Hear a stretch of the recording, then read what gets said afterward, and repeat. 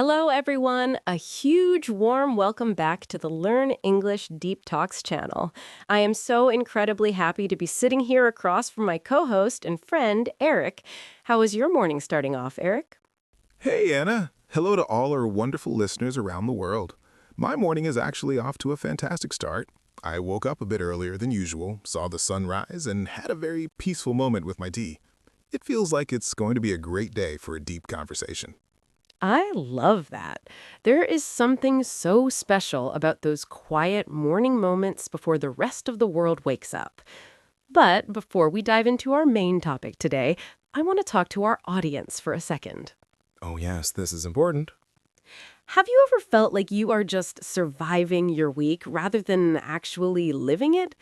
You know that feeling where Monday hits you like a tidal wave and suddenly you're gasping for air until Friday evening arrives? Most of us have a routine, but the question is your routine working for you, or are you working for your routine? That is the golden question, Anna. And guys, stay tuned because halfway through this episode, we're going to talk about a concept called the Wednesday pivot. It's a small psychological trick I started using last year that completely killed my midweek burnout. If you feel exhausted by Wednesday afternoon, you need to hear this.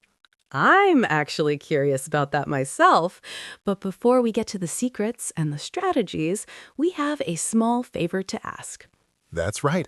If you enjoy our conversations and find that they help your English listening skills, please take a half second to hit that subscribe button right now.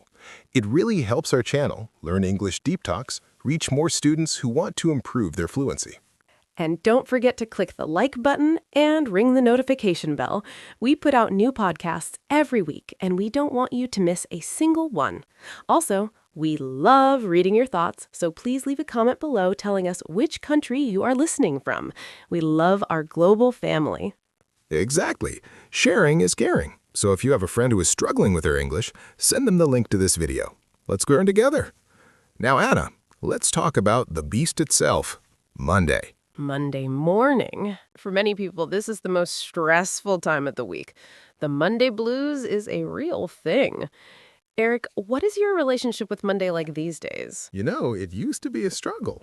I used to hit the snooze button on my alarm 5 or 6 times, but I've changed my strategy. I now treat Monday as a low stimulation day. I don't check my social media, I don't look at the news, and I definitely don't jump straight into my emails. Low stimulation. That sounds very peaceful. Tell me more. I spend the first 2 hours of Monday doing what I call deep work. I focus on one big task that requires a lot of brain power. Since I work from home, I can control my environment. I put on some instrumental music, make a pot of peppermint tea, and I just focus. By the time 11 a.m. rolls around, I've already finished my hardest task. It makes the rest of the day feel so much lighter. I wish I could do that. My Mondays are a bit more high energy. I work in a busy marketing office, so as soon as I walk through the door, it's go, go, go. I actually like the buzz, though. We have a Monday morning stand-up meeting where everyone shares their goals for the week. It helps me feel connected to my team. Does it ever feel overwhelming, though? All those voices and opinions so early in the week? Sometimes, yes. That's why I have my commuter ritual. On my way to the office, I listen to a high-energy playlist or an upbeat audiobook. It's like I'm putting on my armor before the battle. And coffee. Lots and lots of coffee. I have a favorite local cafe near the train station, and the barista already knows my name and my order. A double shot oat milk latte. There's something very comforting about a barista knowing your name. It makes a big city feel like a small village. It really does. So, by the time Monday evening comes, I'm usually quite tired, but it's a good tired. I usually come home, make a quick salad, and I'm in bed by 10 p.m. I need that sleep to prepare for Tuesday. Now, Tuesday is an interesting day. Usually by Tuesday, the initial shock of the new week has worn off. We're in the flood. I agree. Tuesday is my most productive day. I feel like my brain is fully awake. But I've also started a new habit this year called Curiosity Tuesday. Curiosity Tuesday?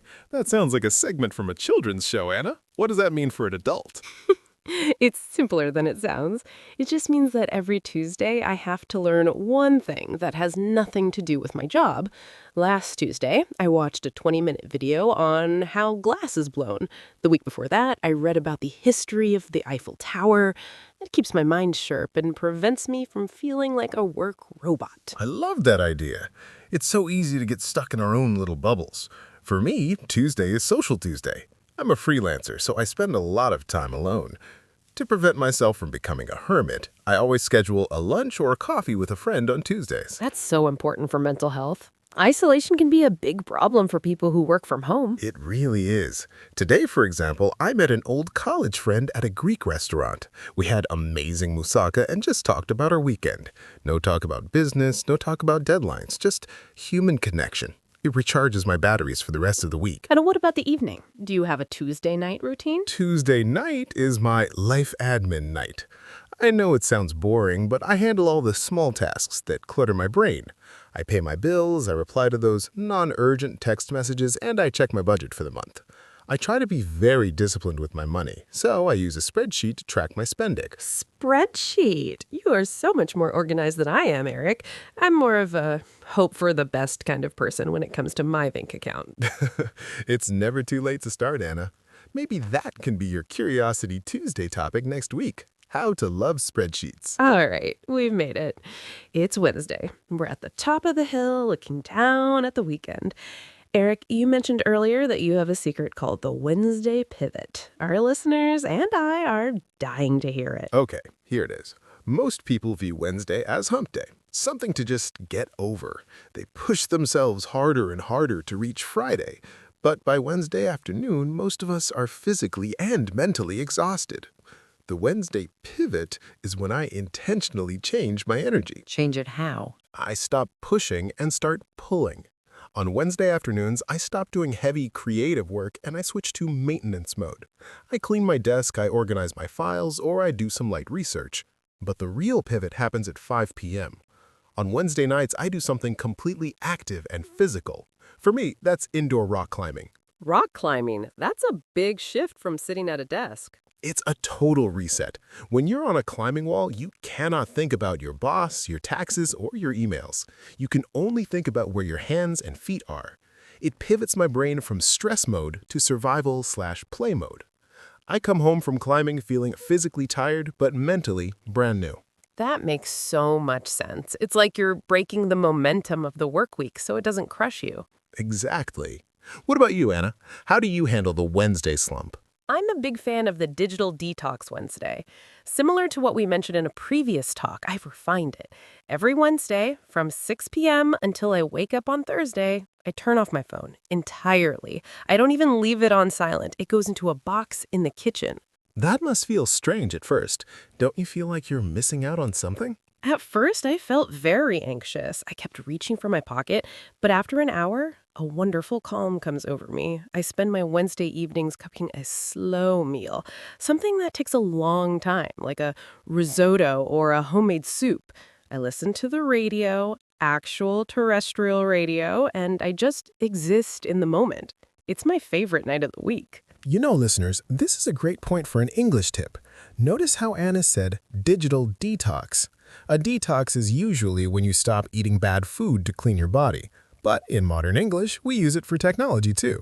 It's a great phrase to add to your vocabulary. Moving on to Thursday.